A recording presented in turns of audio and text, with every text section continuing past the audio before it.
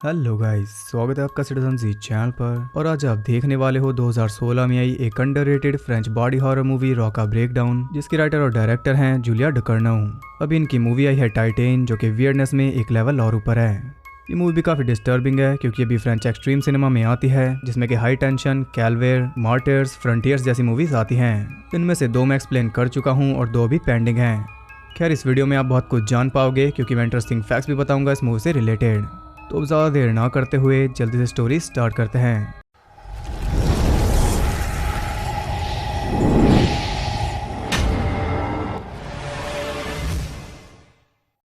Movie के start में हम देखते हैं कार को, जो कि एक सुनसान रोड पर जा रही थी। तो भी अचानक कोई जानबूझकर उसके सामने कूद जाता है और उसे बचाने के चक्कर में कार क्रैश हो जाती है, लेकिन कूदने वाले को कुछ भी नहीं होता।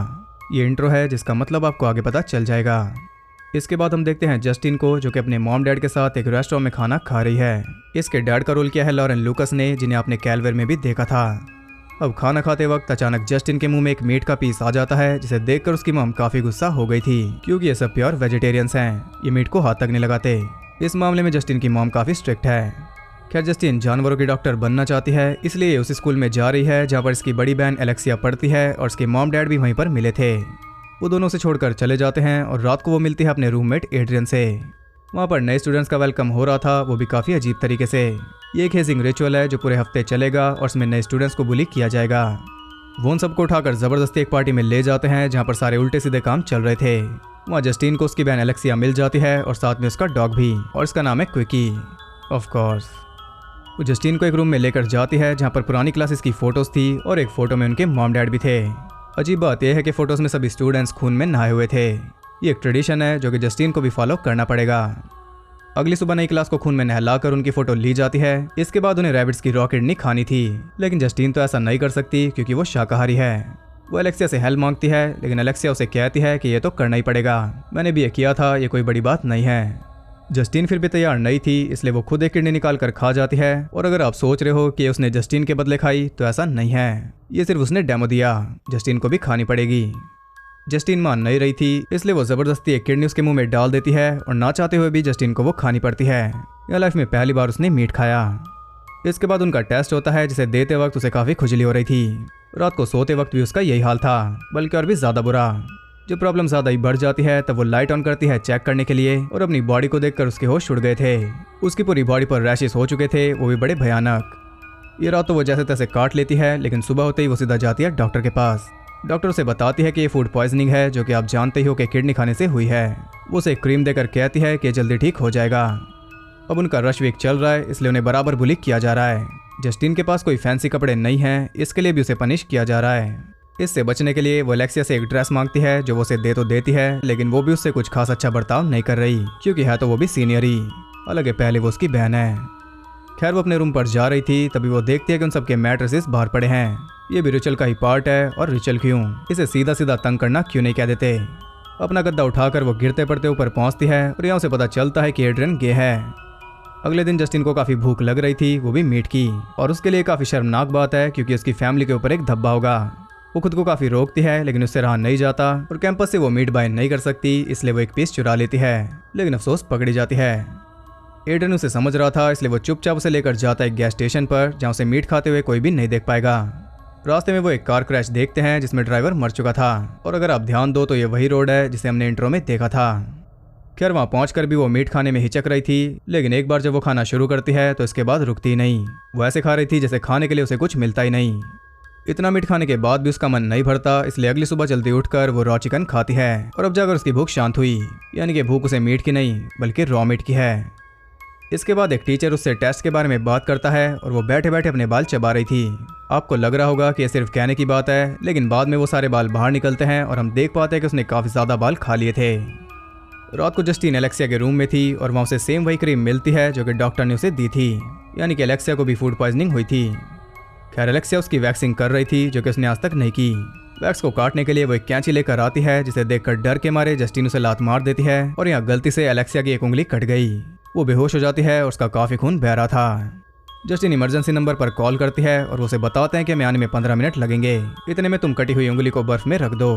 वो भी वैसा ही कर रही थी, लेकिन वो देखती है कि एलेक्सिया का डॉग उसका खून चाट रहा है। ये देखकर वो भी ट्राई करती है और ये उसे इतना पसंद आया कि कब वो उंगली खाने लगी उसे पता भी नहीं चला। तभी एलेक्सिया भी उठ जाती है और अपनी बहन को अपनी उंगली खाते देखकर वो सुन हो गई थी, लेकिन उसने अपने पेरेंट्स को कुछ भी नहीं बताया। उसने कहा कि उसके डॉग ने उसकी उंगली खाई।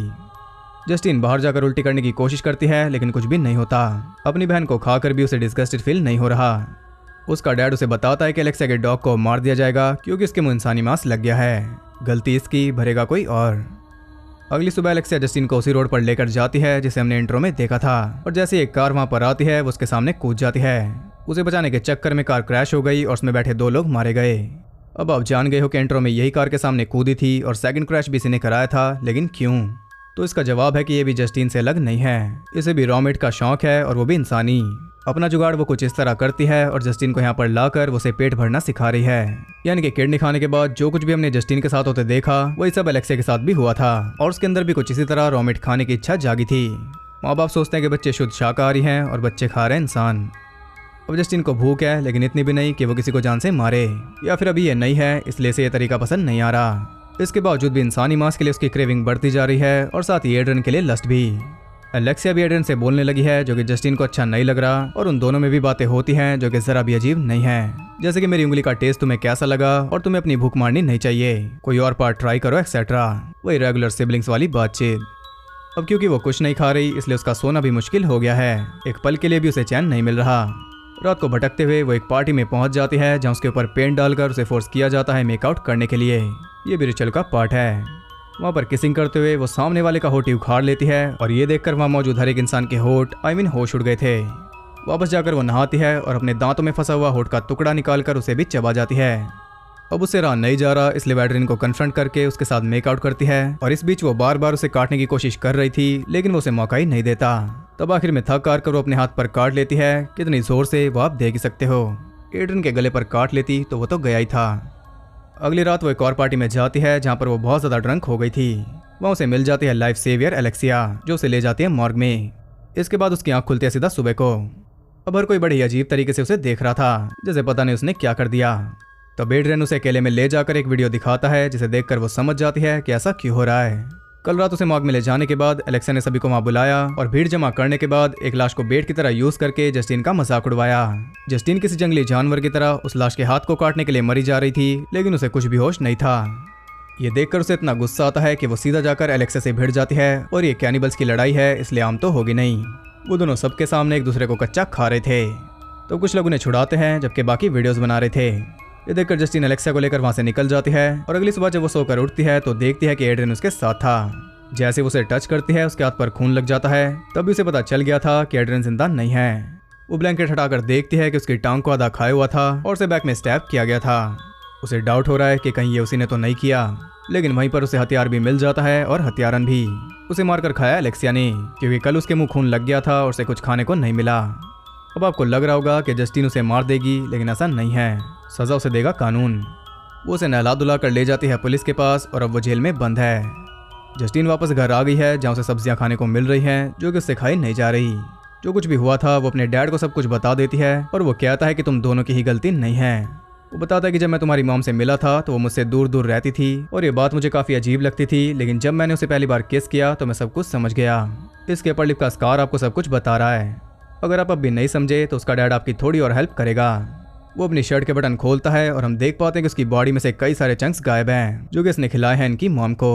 जी हाँ, इनकी मॉम को भी ये एडिक्शन है और ये इनके खून में है, यानी कि ये जेनेटिक है जो कि पीढ़ी दर पीढ़ी आगे बढ़ रहा है। इन्हें लगा इनकी मॉम से, और शायद इनकी मॉम को लगा होगा इनकी नानी से। ऑफ कोर्स वो नहीं चाहती थी कि उसकी बेटियों का भी यही हाल हो, इसलिए वो इन्हें मीट से दूर रखती थी और बाद में इन्हें खुद से दूर भेज देती थी, क्योंकि शायद वो खुद अब तक रॉ मीट खाती होगी। स्कूल टाइम में तो उनके डैड ने उसकी भूख मिटाई, लेकिन जब वो और आगे नहीं जा पाया तो कुछ तो इन्होंने किया ही होगा जो कि अब तक कर रहे होंगे, और अब तो इन्हें मिलजुल कर करना पड़ेगा क्योंकि खाने वालों की संख्या बढ़ गई है। अब ये हमें कैसे पता कि इनकी मॉम का एडिक्शन अब तक गया नहीं? क्या हम ज़्यादा जजमेंटल हो रहे हैं? ऐसा नहीं है। ये हमें इसलिए पता है क्योंकि उसका डैड कहता है कि मुझे यकीन है कि तुम कोई सोल्यूशन ढूंढ लोगी, यानी कि वो नहीं ढूंढ पाए। इसी के साथ ये मूवी एंड हो जाती है। तो मूवी काफ़ी डिस्टर्बिंग है, लेकिन एंड का रिवील इसे और ज़्यादा इफेक्टिव बना देता है। उनकी मॉम ने पूरी कोशिश की उन्हें बचाने की, लेकिन सिर्फ एक टेस्ट ने उनकी भूख जगा दी। अगर वो रिचुअल ना होता तो शायद ये भी नॉर्मल लाइफ जीते और इनकी मॉम भी। अब आप कहोगे कि इसमें तो प्लॉट होल है। जब उनकी मॉम जानती थी कि वहाँ पर किडनी खानी पड़ेगी तो उसने इन दोनों को वहाँ पर क्यों भेजा? क्योंकि उसे ये थोड़ी ना पता था कि मेरे बच्चों में भी ये एडिक्शन होगा। जरूरी थोड़ी ना है कि चोर का बेटा चोर होगा। हालांकि वो पहले से सावधानियां बरत रही थी उन्हें मीट ना खिलाकर, और वो इसलिए कि वो शाकाहारी बनेंगे तो आगे अपने बच्चों को भी वही सिखाएंगे। अगर ये रीजन आपको वैलिड नहीं लग रहा तो फिर इसका उल्टा सुन लो। ये भी हो सकता है कि उन्होंने जानबूझकर उन दोनों को वहां पर भेजा ताकि वो खुद अपने एडिक्शन को एक्सप्लोर कर पाएं और अपने लिए एक अच्छा जीवन साथी ढूंढ पाए जो उनके एडिक्शन को समझे, जैसे कि इनकी मॉम ने किया था। और जस्टिन ने भी ढूंढ ही लिया था, लेकिन उसकी बहन को ज्यादा भूख लगी इसलिए वो उसे खा गई। फैमिली में ये सब तो चलता रहता है। अब ये थ्योरी उनके डैड ने गलत साबित कर दी एंड में ये बोलकर कि इसका कोई सोल्यूशन ढूंढो। यानी कि ऑफ कोर्स वो नहीं चाहता कि उसकी बेटियां कैनिबल बने, या फिर अब वो डर रहा है क्योंकि उसे 3 पेट भरने पड़ेंगे। दोनों में से जो आपको सही लगे उस पर यकीन कर लो, या फिर अगर आपके पास कोई थ्योरी है तो आप बताओ, अगर वैलिड हुई तो हम उस पर यकीन कर लेंगे। अब अगर हम इसे कंपेयर करें आमिश से तो उसमें भी कुछ ऐसा ही कॉन्सेप्ट था, लेकिन ये मूवी बहुत ज़्यादा एक्सट्रीम है। इसमें हर एक स्टेज को बहुत रियल तरीके से दिखाया गया, जबकि आमिश में सिर्फ जताया गया था या बताया गया था, दिखाया नहीं गया था। जब वो मूवी एक्सट्रीम होना शुरू होती है तभी खत्म हो जाती है, लेकिन ये तो स्टार्टिंग से ही ब्रूटल थी। और एक बड़ा फर्क ये है कि उसमें इंसानी मांस को पकाकर खाया गया था, जबकि इसमें रॉ मीट का एडिक्शन है। इतना तो आप भी जानते हो कि अगर आमिश में एक भी सीन ऐसा दिखाया जाता तो वो रिलीज ही ना होती। तो दोनों मूवीज में काफ़ी फर्क है, लेकिन कॉमन है लस्ट और एडिक्शन। तो बात करते हैं इंटरेस्टिंग फैक्ट्स के बारे में। इसका बजट था $3.8 मिलियन और इसने बिजनेस किया $3.1 मिलियन का, यानी कि फ्लॉप रही। और इसका रीज़न आपको आगे बताऊंगा। जो रॉ चिकन जस्टिन खा रही थी असल में वो शुगर थी। उस सीन की वजह से जस्टिन यानी कि गैरेंस मेरिलियर को चिकन से तो नफरत नहीं हुई, लेकिन जिंदगी भर के लिए कैंडिस से हो गई। डायरेक्टर चाहते थे कि गैरेंस अपनी बॉडी और पोस्चर पर काम करे, और ये हमने देखा भी। एंड आते आते जस्टिन की बॉडी लैंग्वेज पूरी तरह बदल गई। स्वीडन में जब इसे दिखाया गया था तब 30 से ज्यादा लोग थिएटर से भाग गए थे। 2 लोग बेहोश हुए थे, और उल्टियां तो कितनों ने की ये तो पूछो ही मत। इसलिए एलए में जब ये मूवी दिखाई गई तो साथ में वॉमिट बैग्स भी दिए गए। अगर ऑडियंस का ये हाल होगा तो मूवी कमाएगी कैसे? ये हिडियो कोजिमा की फेवरेट फिल्म में से एक है। हिडियो कोजिमा एक जापानीज वीडियो गेम डिजाइनर हैं जिन्हें लोग जानते हैं मेटल गियर और डेथ स्ट्रैंडिंग जैसी गेम्स के लिए। डैड यानी कि लॉरेन लूकस इन माई स्किन में भी नजर आए थे, जो कि सेम ऐसी एक्सट्रीम बॉडी हॉरर फिल्म है। और अगर आप इनकी फिल्म्स चेक करो तो आपको ज्यादातर ऐसी मिलेंगी। डायरेक्टर का कहना है कि ये कोई हॉरर फिल्म नहीं है। इसका मकसद किसी को डराना नहीं बल्कि डिस्टर्ब करना है, जो कि बड़े अच्छे से करती है। इसे 45 अवार्ड्स के लिए नॉमिनेट किया गया था, जिसमें से 24 इसने जीते भी। तो ये थे कुछ इंटरेस्टिंग फैक्ट्स। आई होप आपको पसंद आए होंगे। अगर आपको वीडियो पसंद आई तो उसे एक लाइक जरूर करना, वो बहुत जरूरी है मोटिवेशन के लिए। और साथ ही आप अपनी थ्योरी कमेंट कर सकते हो।